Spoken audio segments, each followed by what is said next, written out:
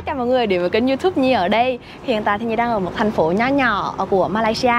Không phải là Kuala Lumpur, thủ đô của Malaysia đâu nha, một thành phố nhỏ nhỏ gần đó. Thành phố này á, thì nổi tiếng bởi khu phố cổ, con đường tình nhân Concubine Land. Vì sao mà nó lại có tên con đường tình nhân và nó lại nổi tiếng con đường tình nhân?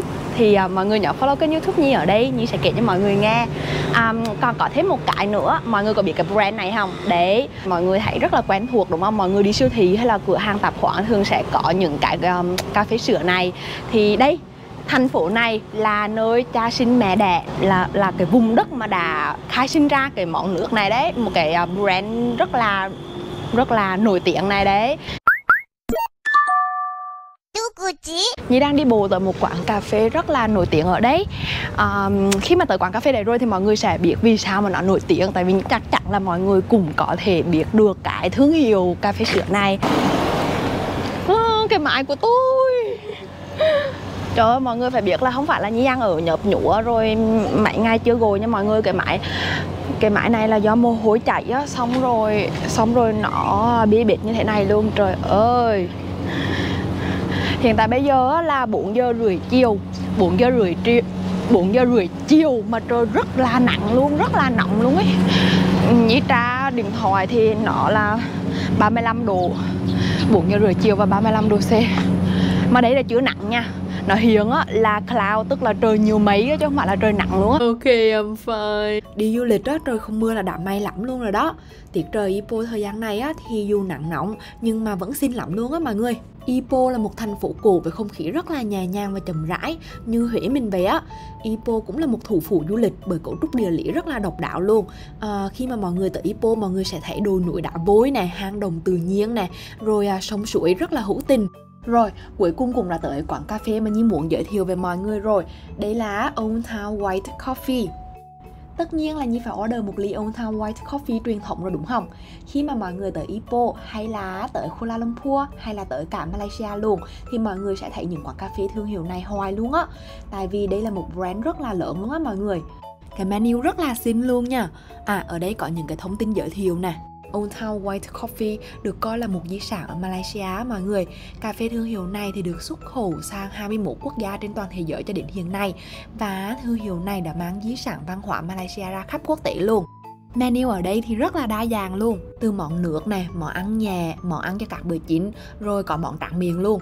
Quán rất là sạch sẽ và được đi coi theo kiểu cổ cổ á mọi người. Rồi, cuối cùng thì đã ngồi ở đây trong cái quán cà phê mà Nhi muốn tới với cái máy lạnh ở trên đầu. Rồi Nhi chỉ đi từ homestay của Nhi cho đến cái quán cà phê mà Nhi muốn tới chỉ tầm có khoảng là 750 mét thôi á mọi người, đi bộ một chút xíu thôi.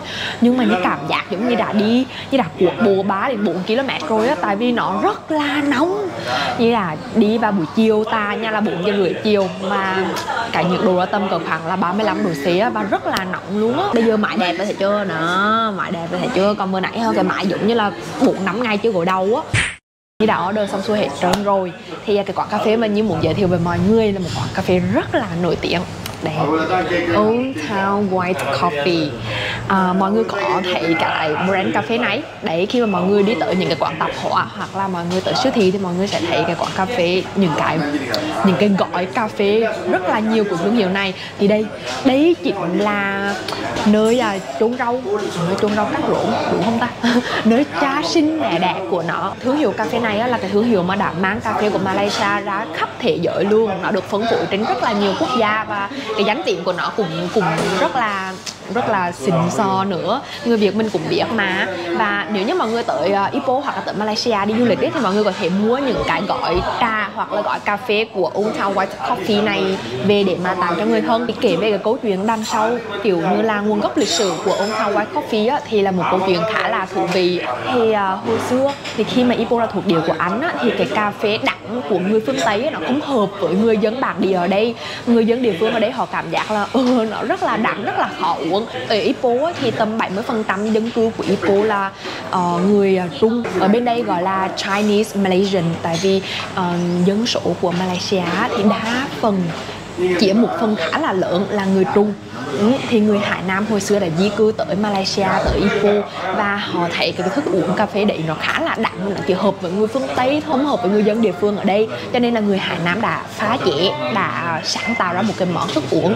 Họ đã thêm sữa và đường vào cái món cà phê truyền, món cà phê đậm đấy, và tạo ra white coffee, tức là cà phê sữa, và từ đó nó có cái thương hiệu cà phê Old Town White Coffee cho đến ngày nay luôn. Như đó order tất nhiên là món signature ở đây. Cái ly dễ thương ha. Món cà phê này tên là Old Town White Coffee. Món điển hình luôn, món danh tiếng, món lừng lẫy, món signature luôn. Và Nhi sẽ thử món này trước.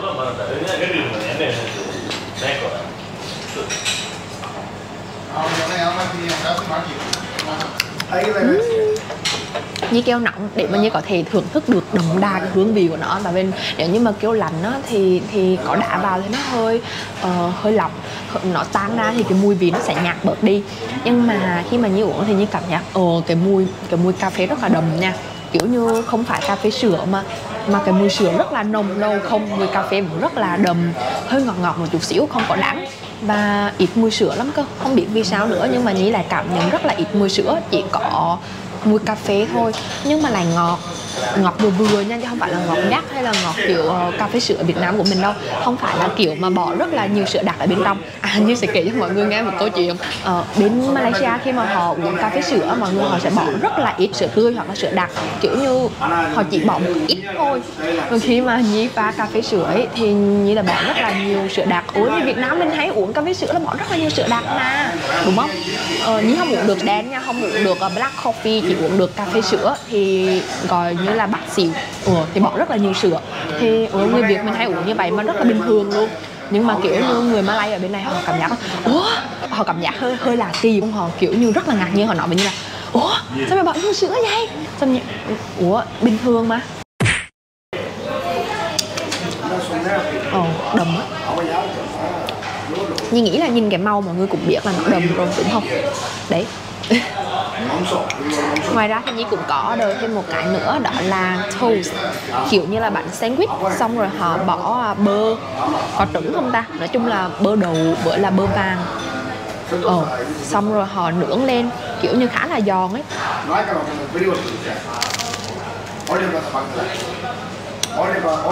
Khá là giòn á, không biết mọi người còn nghe được cái tiếng không?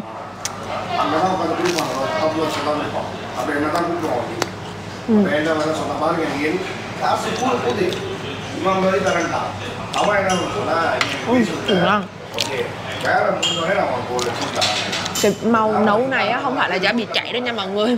Cái sandwich này là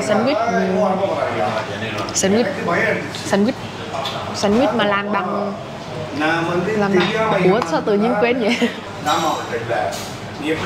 Sandwich nguyên cảm, chính xác.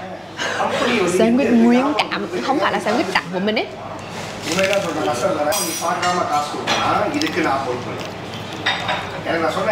Khi mà Nhi đọc review ở trên Google Review và ở đâu nhỉ?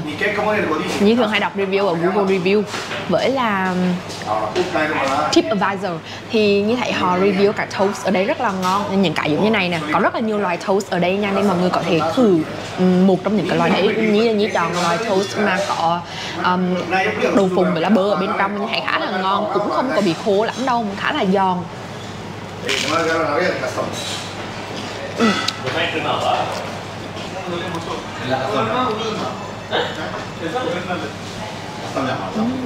Nói chung là uống cà phê sữa Old Town White Coffee và mình ăn thêm mấy cái toast như thế này nữa thì thấy khá là hợp á.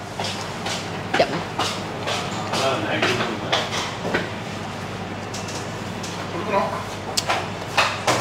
Tự nhiên cái như chậm cái toast vào cái cà phê sữa ấy, cái tự nhiên thấy nó đậm ngang luôn á. Cái toast nó rất là ngọt, tự nhiên chậm vào cà phê sữa cái đậm ngang luôn. Đúng là cà phê sữa đấy rất là đậm nha. Món tiếp theo mà Nhi order này mọi người, đây là một món tráng miệng. Ở giữa thì có đá bào nè, ở trên này thì có kỳ tử, một lá chanh, xương sáo, này là vải hả? Vải nè, nhãn nhục, và ở đây là nha đam, đúng rồi, nha đam, và ở dưới này hình như là nước đường ấy, hoặc là nước nhãn nhục. Thì cái món này gần giống như món sâm bổ lường á mọi người. Đấy, thì Nhi chọn cái món này nè. Đấy, nó tên là lai chi cang. Tiếng Trung của nó Nhi không biết nữa, Nhi không biết cách đọc cái này, Nhi đọc Hồng Việt nha mọi người. Và giá của nó là 9.40 rin. 9.4 rin thì tầm khoảng 52.000 Việt Nam đồng á mọi người.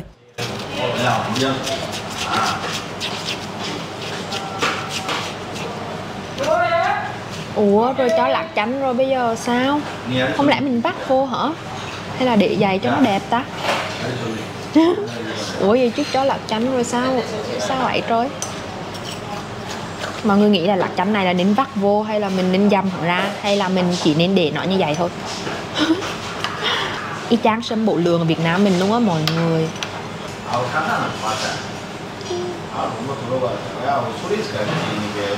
Một muỗng bự.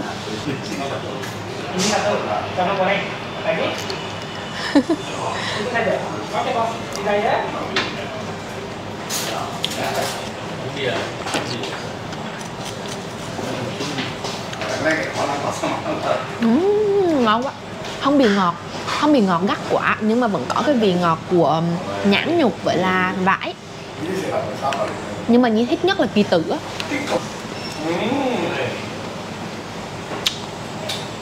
Hồi xưa khi mà Nhi ở nhà thì Nhi hay làm xương sáo, nhưng mà không có lúc nào mà làm ngon hết đó mọi người. Lúc thì quả là đặc, lúc thì quả là lòng, mẹ chửi hoài luôn. Tự nhiên cái ăn xương sáo nhớ nhai ít giờ. Ăn chè sâm bổ lường xong rồi lạnh quá. Lúc thì quả là nóng, lúc thì quả là lạnh. Ipoh hồi rất là xưa thì chỉ là một thành phố rất là nhỏ thôi, không có gì cả. Nhưng mà sau đó thì Ipoh trở thành một cái trung tâm công nghiệp rất là lớn và rất là thịnh vượng luôn của Malaysia, thu hút rất là nhiều những cái công ty nước ngoài tới Ipoh để mà xây dựng những cái chi nhánh cũng như là phát triển về thương mại.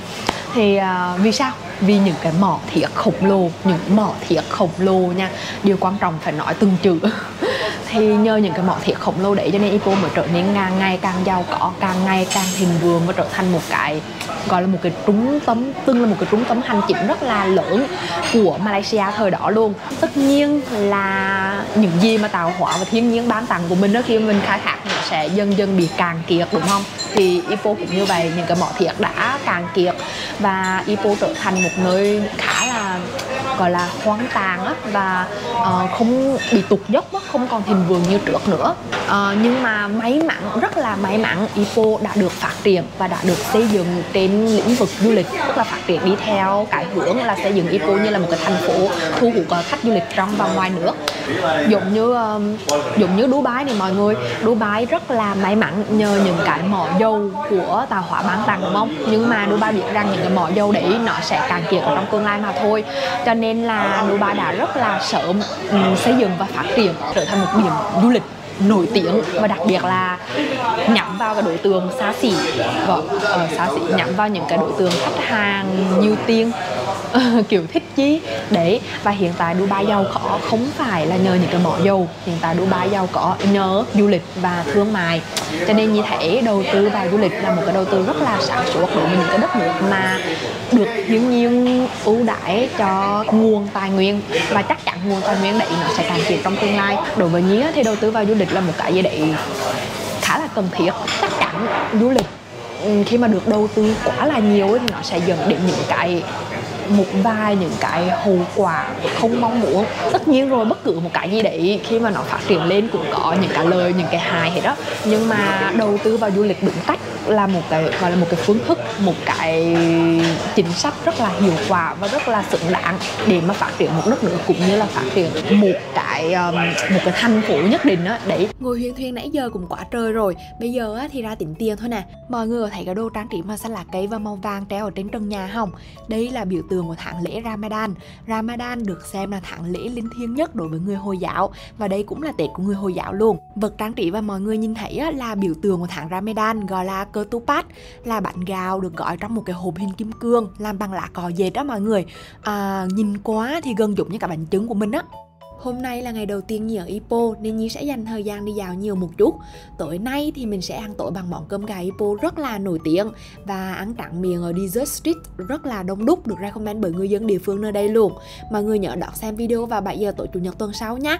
Nếu như mọi người thích video thì đừng quên bấm đăng ký kênh nhé. Và mọi người có thể comment những cái phản hồi đóng góp của mọi người ở phía bên dưới. Chúng ta có thể trò chuyện với nhau ở dưới đấy.